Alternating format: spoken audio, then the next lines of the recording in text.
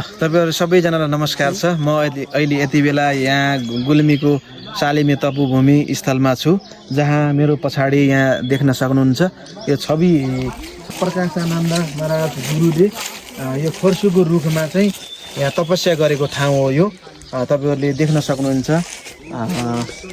यो चाहिँ अहिले एकदम एकपट्टिबाट पुरै यो खोक्रो भएर यो बाहिरको आवरणले मात्रै यो अडिएको जस्तो देखिन्छ।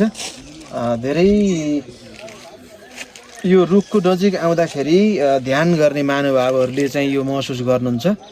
मुसुको नगरपालिका वडा नम्बर 8 मा अवस्थित छ यो फर्सुको रुख।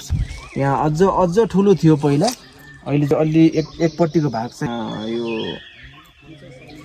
कुहिएर खसेको जस्तो लाग्यो हामीलाई। सम्पूर्णले यहाँ चाहिँ आउन नपाउनु भएको र पहिला देख्नु भएको महानुभावहरूले हेर्नु होला।